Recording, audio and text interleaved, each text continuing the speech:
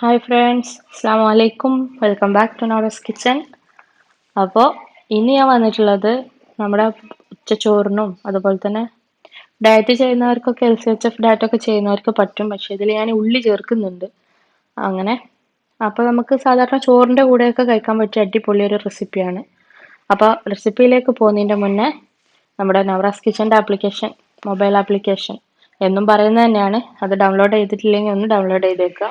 അതുപോലെ തന്നെ നമ്മുടെ നവറാസ് കിച്ചൺ ആദ്യമായിട്ട് കാണുന്നവരാണെന്നുണ്ടെങ്കിൽ അതൊന്ന് ജസ്റ്റ് സബ്സ്ക്രൈബ് ചെയ്തോളൂ. തൊട്ടടുത്തുള്ള ബെല്ലൈക്കൺ കൂടി ഒന്ന് ക്ലിക്ക് ചെയ്തോളൂ. അപ്പോൾ നമ്മുടെ അടിപൊളിയായിട്ടുള്ള കാബേജ് തോരൻ, മുട്ട കാബേജ് തോരൻ എനിക്ക് പറയാം.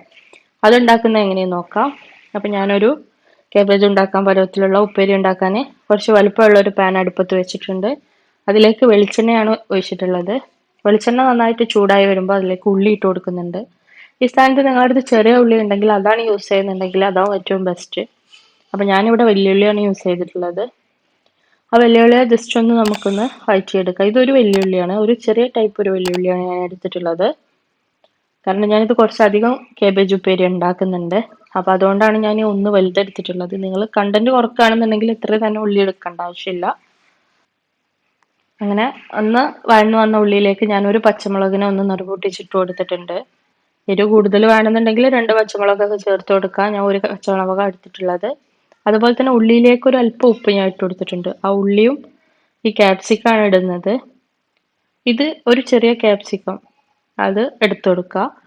ആ ക്യാപ്സിക്കം കൂടെ അതിലിട്ടിട്ട് നന്നായിട്ടൊന്ന് വഴറ്റിയെടുക്കാം.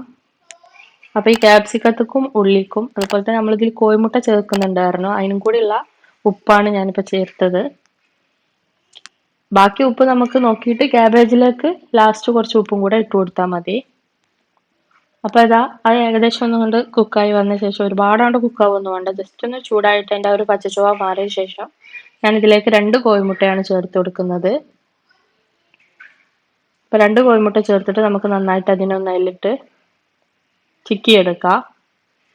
ഇങ്ങനെ കോഴിമുട്ടയുടെ ടേസ്റ്റ് ക്യാബേജിൻ്റെ ഉള്ളിൽ വരുമ്പോൾ നല്ല ടേസ്റ്റി ആയിട്ടുള്ള ഒരു ഉപ്പേരി തന്നെയാണ്.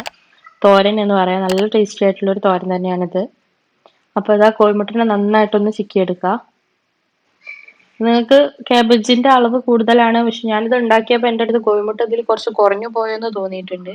വേണമെങ്കിൽ നിങ്ങൾക്ക് ഒരു കോഴിമുട്ട കൂടെ എക്സ്ട്രാ ചേർക്കാം. ഞാൻ ഒരു വലിയ ക്യാബേജിന്റെ 1/4 ഭാഗത്തോളം ഞാൻ എടുത്തിട്ടുണ്ട് ഇതിലേക്ക്.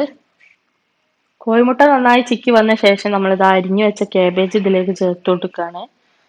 അപ്പോൾ ആ ക്യാബേജിന്റെ നടുവിലുള്ള ഒരു കൂണ് പോലത്തെ ഭാഗം ഉണ്ടല്ലോ, അതൊക്കെ ഒന്നാണ്ട് കളഞ്ഞിട്ട് ചേർത്ത് കൊടുക്കുക. ഇതുപോലെ അരിഞ്ഞെടുത്തിട്ട് അതിലേക്ക് ഇടുക. ഞാൻ പറഞ്ഞു ഞാൻ ഒരു ക്യാബേജിന്റെ 1/4 ഭാഗം എടുത്തിട്ടുണ്ട്.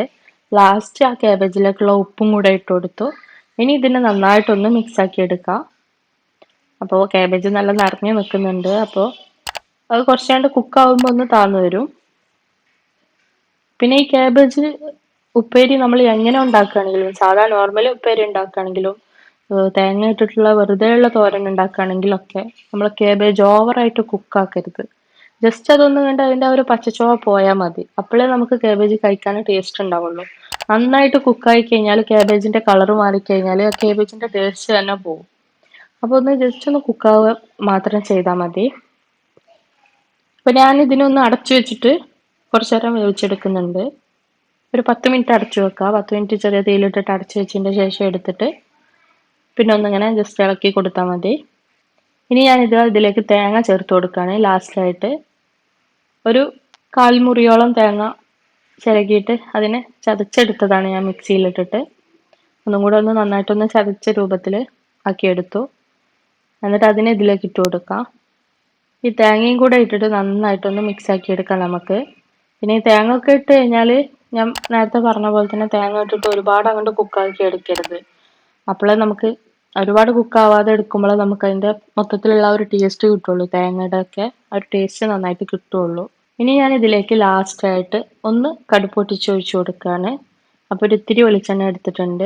അതിനെ ഒന്ന് കടുക് പൊട്ടിച്ചിട്ട് നമുക്ക് കറിവേപ്പ് ഉണ്ടെങ്കിൽ കറിവേപ്പും കൂടെ ഇട്ടിട്ട് അതിലേക്ക് ഒഴിച്ചു കൊടുക്കേണ്ടതാണ്. അപ്പോൾ ഇത് ജസ്റ്റ് ഒന്ന് കുക്കായി വന്നിട്ടുണ്ട്. ഞാൻ കുറച്ച് നേരം ഒന്ന് അടച്ചു വെച്ചിരുന്നു. ഇപ്പം നമ്മളെ പാകത്തിന് കുക്കായി വന്നിട്ടുണ്ട്. ലാസ്റ്റായിട്ട് ഞാൻ നേരത്തെ പറഞ്ഞ കടുക് പൊട്ടിച്ചതും കൂടെ അതിലേക്ക് ഒഴിച്ചിട്ട് നന്നായിട്ടൊന്ന് മിക്സ് ആക്കി എടുക്കുക. അപ്പോൾ നല്ല അടിപൊളിയായിട്ടുള്ള നമ്മുടെ കാബേജ് മുട്ടത്തോരൻ ഇവിടെ റെഡി ആയിട്ടുണ്ട്. അപ്പോൾ ഇങ്ങനെ ഒരാളും കാബേജ് ഉണ്ടാക്കി നോക്കിയിട്ടില്ലെങ്കിൽ ഒന്ന് ട്രൈ ചെയ്ത് നോക്കുക. നല്ല ടേസ്റ്റാണ്. ആ ക്യാപ്സിക്കവും കോഴിമുട്ടയും കാബേജും എല്ലാം കൂടെ ചേരുമ്പോൾ, തേങ്ങയും എല്ലാം കൂടെ ചേരുമ്പോൾ നല്ല ടേസ്റ്റി ആയിട്ടുള്ളൊരു കാബേജ് തോരൻ തന്നെയാണ്. ചോറിൻ്റെ കൂടെയൊക്കെ നമുക്ക് ഈസി ആയിട്ട് കഴിക്കാൻ പറ്റിയ നല്ലൊരു തോരനാണ്. അപ്പോൾ ഉപ്പൊക്കെ പാകത്തിനായിട്ടുണ്ട്. അപ്പം ഞാനിതാ ഒരു പാത്രത്തിലേക്ക് ഇത് സെർവ് ചെയ്യാണ്. ഞാൻ പറഞ്ഞു ഈ ഒരു കളറിൽ തന്നെ നമുക്ക് കിട്ടിയിട്ടുണ്ട്. ഓവറായിട്ട് കളർ മാറിയിട്ടില്ല ക്യാബേജിന്റെ. നല്ലൊരു പാകത്തെ വേവിലും എല്ലാത്തിലും കിട്ടിയിട്ടുണ്ട്. ഇങ്ങനെയാണ് നമ്മൾ ക്യാബേജ് ഉപ്പേരിയിൽ ഉണ്ടാക്കിയെടുക്കാനായിട്ട്.